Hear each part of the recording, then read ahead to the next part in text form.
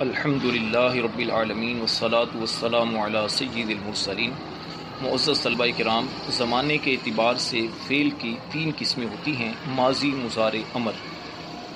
ماضی وہ فعل جو کسی کام کے گزشتہ زمانے میں واقع ہونے پر دلالت کرتا ہے، جیسے علمہ، اس نے گزشتہ زمانے میں جان لیا۔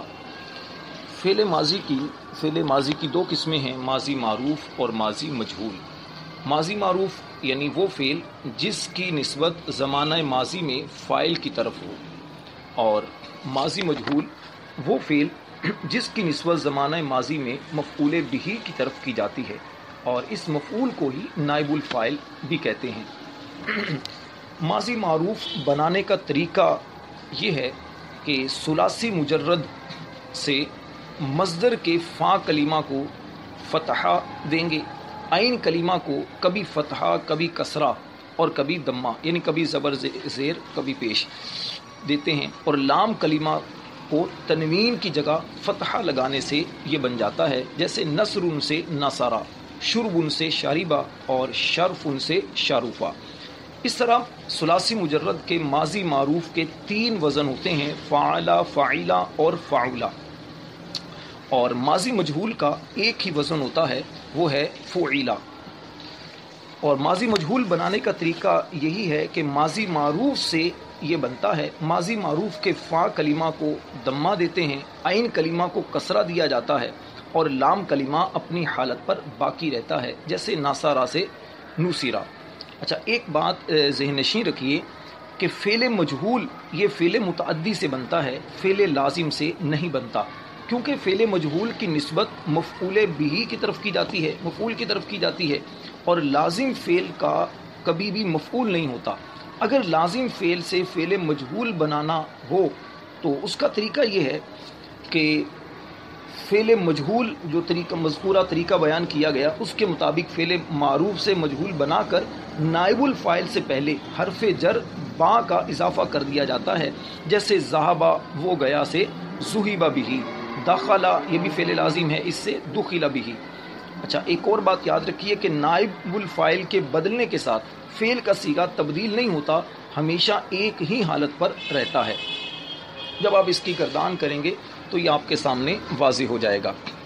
اچھا، فعل ماضی معروف کے سے یہ ہے کہ اس سے فعل ماضی کو اگر ہم مثبت یا منفی بنانا چاہتے ہیں تو اس کا کوئی لمبا چوڑا قاعدہ نہیں ہے، آپ صرف مثبت تو فعل ماضی ہوتا ہی ہے، آپ اس کو اگر آپ منفی بنانا چاہیں تو فعل ماضی سے پہلے لا یا ما حرف نفی لگا دیں تو یہ منفی بن جائے گا۔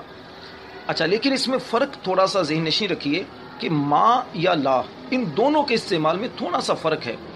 وہ اس طرح کہ حرف ما جو ہے فعل ماضی سے پہلے اکیلا آتا ہے، جیسے ما ذہبہ، اور لا فعل ماضی پر جب بھی آئے گا تو یہ تکرار کے ساتھ آئے گا، یعنی دوسرے فعل ماضی کے ساتھ اس کا تکرار ہوتا ہے، جیسے لا ذہبہ ولا دخلا، اور قرآن پاک میں بھی اس کی مثال ہے لا صدق ولا صلی۔ تو اس کو ذہن نشین رکھنا بہت ضروری ہے۔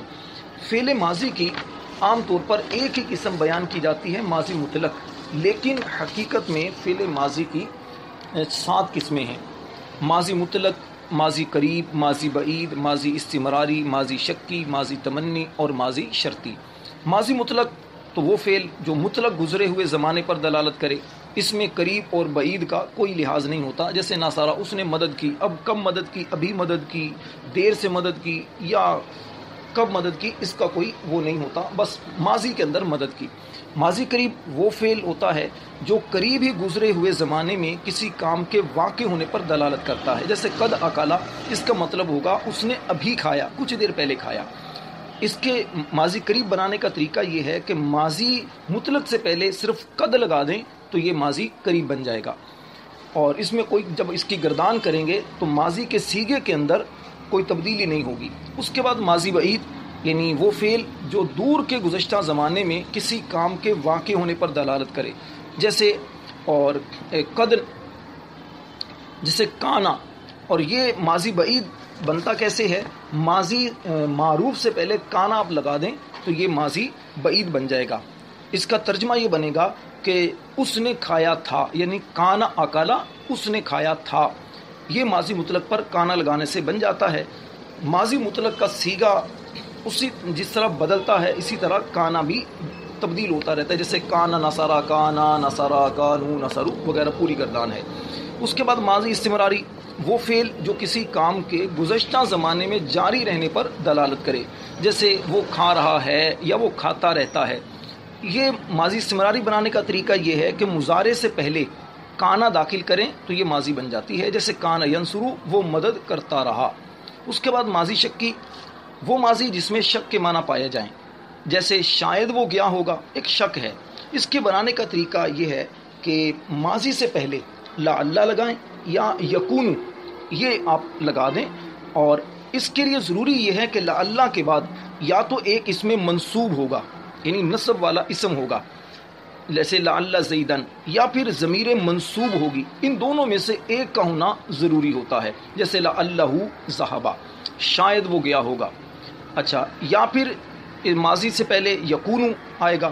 یکونو جب ماضی سے پہلے آپ لگائیں گے تو وہ یکونو کے بعد ایک اسم ہوگا جو کہ مرفوع ہوگا، اور اس اسم یا ضمیر کے بدلنے سے ماضی کا صیغہ بھی تبدیل ہوتا رہے گا، جیسے لعلہ ذہبا، لعلہما ذہبا، لعلہم ذہبوا، لعلہا ذہبت وغیرہ، اس طرح پوری گردان ہے۔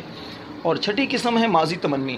تمنی یعنی خواہش، وہ فعل ماضی کہ جو زمانہ ماضی میں کسی کام کی، کسی چیز کی تمنا یعنی آرزو پر دلالت کرے، جیسے کاش وہ گیا ہوتا، ایک تمنا کا اظہار ہوتا ہے۔ یہ بھی ماضی مطلق پر لیتا، ماضی مطلق سے پہلے لیتا لگائیں یا لیتما، لیتما کا اضافہ کرنے سے یہ بنتا ہے۔ اور اس کے بعد بھی یعنی لیتا کے بعد بھی اس میں منصوب ہوگا، یا تو منصوب اسم ہوگا یا ضمیر منصوب ہوگا، ان دونوں میں سے ایک کا ہونا یہ ضروری ہے، اور لیتما کے بعد یہ ضروری نہیں۔ اور اس اسم یا ضمیر کے بدلنے سے ماضی کا صیغہ بھی تبدیل ہوتا رہے گا، جیسے لیتہ ذہبا، لیتہما ذہبا، لیتہم ذہبوا وغیرہ، اس طرح پوری گردان ہے۔ اور ساتویں قسم ہے ماضی شرطی۔ یہ وہ فعل ماضی ہے جس میں شرط کے معنی پائے جاتے ہیں۔ یہ ماضی مطلق پر لو لگانے سے یہ فعل ماضی بن جاتا ہے، جیسے لوجتہدتا، لنجحتا، اگر شرط ہے تو لازمی طور پر آگے جزا بھی آئے گی۔ لوجتہدتا لنجحتا یعنی اگر تو محنت کرتا تو کامیاب ہو جاتا۔ تو یہ فعل ماضی کی مختصر طور پر میں نے آپ کو 7 قسموں کی وضاحت آپ کے سامنے کی ہے۔